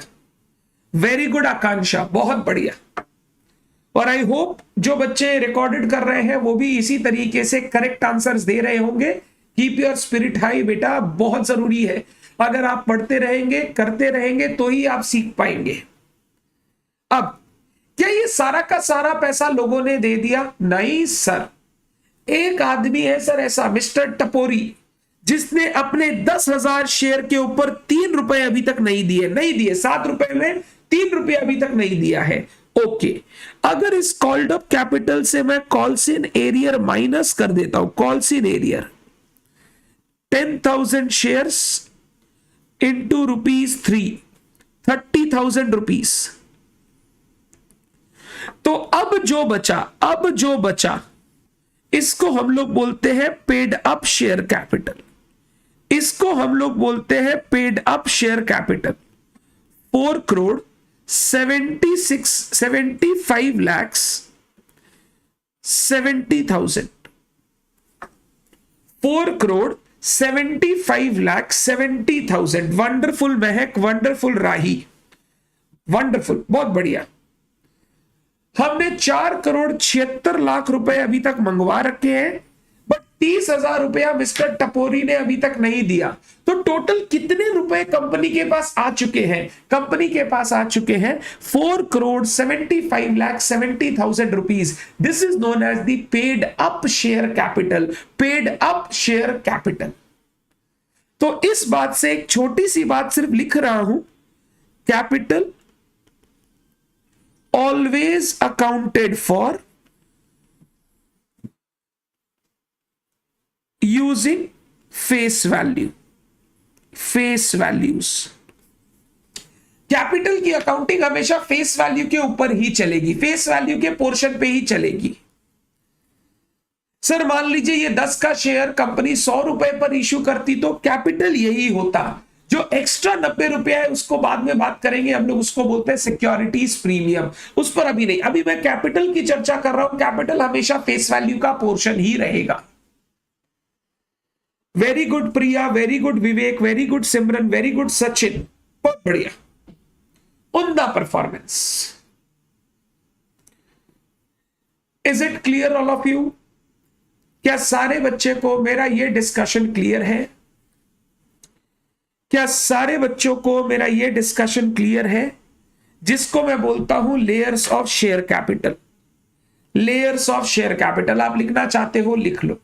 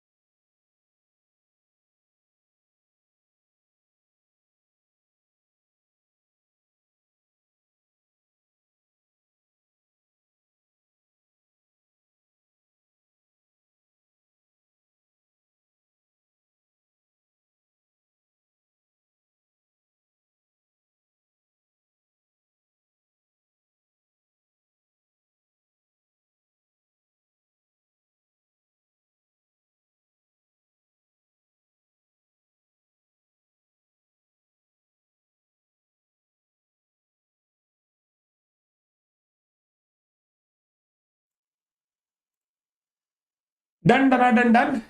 आज के लिए सिर्फ इतना ही। कल मिलते हैं शाम को 5 बजे वापस and will continue with this discussion.